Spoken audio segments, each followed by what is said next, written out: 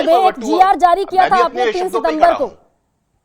भाई बड़ी घोषणाएं हो गई, 1500 से 2100 हो गया सब बढ़कर, कर्ज भी माफ कर देंगे किसानों का और पैसा भी बढ़ा देंगे, सब कर देंगे। गुलाब चंद दुबे, एक जीआर जारी किया था आपके रेवेन्यू डिपार्टमेंट ने 3 सितंबर को कि जो किसान आत्महत्या करेंगे उनके परिजनों को हम 1 लाख रुपए की सहायता राशि नहीं दे सकते, अर्थव्यवस्था दबाव में है, पैसा है नहीं। ये जीआर कंटिन्यू है या इसे रिवोक कर लिया सरकार ने? जी गरिमा जी, कंटिन्यू है। इस हालात पैसा में नहीं दे सकती सरकार, यानी कि जी जिस ढंग से हमारी सरकार ने योजनाबद्ध तरीके से जनहित योजनाओं को लागू किया, उसका उसी मर्यादा से उसका प्रतिपादन किया, इसमें कोई दो राय नहीं, इसमें कोई संदेह नहीं। और रही बात जहां तक किसानों की आत्महत्या की बात है, किसानों का आत्महत्या हमारे अतीत की बात है। वर्तमान समय में आप इसके साक्षी हैं, देश साक्षी है, महाराष्ट्र साक्षी है। ऐसी घटनाएं नहीं घटी जिसके ऊपर कम से कम हम लोगों का सर झुक जाए। 2.5 वर्ष पहले परिस्थितियां थी, लेकिन जिस लाभकारी योजनाओं को लेकर के, जनहित योजनाओं को लेकर के हमारी वर्तमान सरकार ने जो कुछ भी किया, माना कि उस वक्त हम लोग 7,20,000 लाख करोड़ के हम कर्ज में हैं, लेकिन हमने कुछ महाराष्ट्र को एक गतिशील बनाया, एक दिशा दिया। ऐसे हालात में चाहे हमारा कोस्टल हो, चाहे हमारा चाहे हमारा मेट्रो हो, चाहे हमारा अटल सेतु हो, तमाम ऐसे मुद्दों को लेकर के हमने एक आयाम दिया।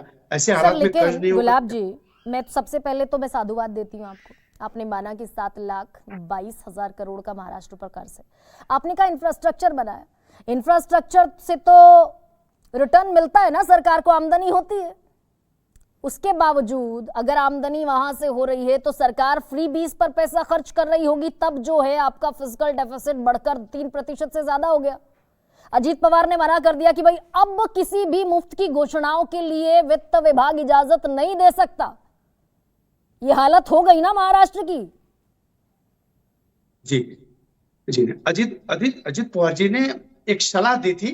उन्होंने इसी तरह से नहीं की कि अब योजनाओं के लिए अब कोई घोषणा नहीं की जानी चाहिए। जिस वक्त घोषणाओं का क्रम चल रहा था, वो हमारे साथ में थे और उनकी सहमति बनी हुई थी। ये तो ठीक है, ये तो पत्रकारों के अपने ढंग से, अपने तरीके से कैबिनेट छोड़ करके चले गए। उनके महायुति के बीच में कहीं विविधता की एक परिस्थिति पैदा हुई। ऐसा कुछ नहीं था गरिमा जी। लगातार अनवरत 22 महीने में महाराष्ट्र के दशा दिशा को बदलने का काम वर्तमान शिंदे सरकार ने जो कुछ कर दिया जाए, महाराष्ट्र के इतिहास के पन्नों में स्वर्णाक्षर लिखा जाएगा गरिमा जी। ऐसा कभी नहीं हुआ। महाराष्ट्र के किसानों को एमएसपी पर 20% सब्सिडी क्यों मिलेगी गुलाब चंद दुबे? वो प्रीमियम किसान है और बाकी देश के किसान गड्ढे में जाएं। हम इस वक्त देश की बात नहीं कर रहे हैं, महाराष्ट्र की बात कर रहे हैं। महाराष्ट्र में किसानों के प्रति जो कुछ भी वर्तमान सरकार की योगदान रही और उसके प्रति जो हम वचनबद्धता हो, हम उसकी बात कर रहे हैं। जहां तक किसान की बात है, वो आदरणीय नरेंद्र मोदी साहब इसके पहले एमएसपी के प्रति जो कुछ भी उन्होंने अपना स्टेटमेंट किया है, वो उसके लिए कटिबद्ध है।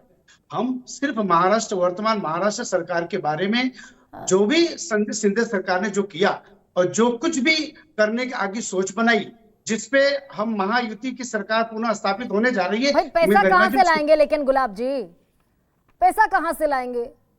1,781 करोड़ का प्रोजेक्ट के लिए तो पैसा है नहीं महाराष्ट्र के पास।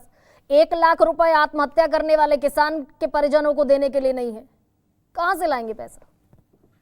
गरिमा जी, 1,000 करोड़ ऑफ बोर्ड को देने की बात किसी ओलेमा गठबंधन शर्त रख सकती है, आदरणीय शरद पवार सब सहमति हो सकते हैं, वो कहां से आ सकता है? जिस दिन विकास और गति की बात होगी, उस समय बराबर पैसा आएगा और फिर हम गतिमान की तरफ इस महाराष्ट्र को लेके चलेंगे। आएगा, लेकिन कहां से आएगा ये विद ड्यू रिस्पेक्ट गुलाब जी नहीं पता। अब अभय जी,